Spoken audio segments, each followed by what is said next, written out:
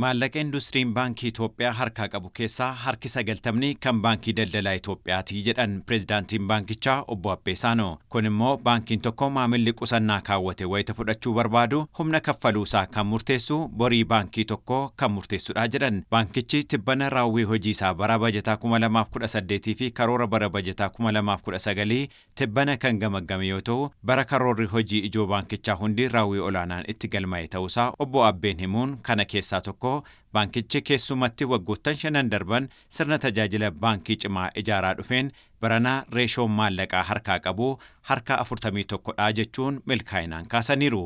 በኢትዮጵያ ባንኪንግ ኢንዱስትሪ ትልቁ በሽታ ኢንዱስትሪ tajaajila baankii keessatti dhibee guddaan maamilli wayita maallaqa isaa fudhachuuf gaafatu kaffaluu fi dadhabuudha. Maamilli baankii abaluu jedhamutti maallaqa naa hin galchiin naa hin kennu jennaan baankiin sun yeroodhaaf malee diigamuunsaa hin oolu.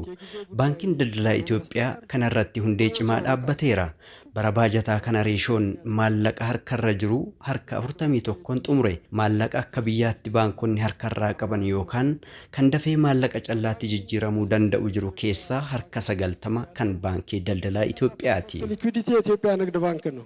Gama biraatiin kanaan dura dameewwan baankichaa harka caalan kisaaraadhaan kan hojjetaa turan bara bajataa 2018 xumurame kanatti dameewwan 1900 ta'an keessaa 1094 kan ta'an gara bu'aa qabeessummaatti akka ce'an Pireezidaantii Abbeen gamaggamicha irratti himaniiru. Bara bajataa 2019 eegalettis hojiiwwan ijoo baankichaa ta'an irratti hojii caalmaa hojjechuuf gamaggama kanaan tooftaa hojii walii kaa'aniiru. Bara bajataa kanatti lakkoofsa raawwii guddina baankichaa gitu ammas galmeessisuu itti fufsiisuu qabnaa jedhan Obbo Abbeen. 1 ትሪሊዮን ለመግባት 82 ዓመት ፈጅቶበታል።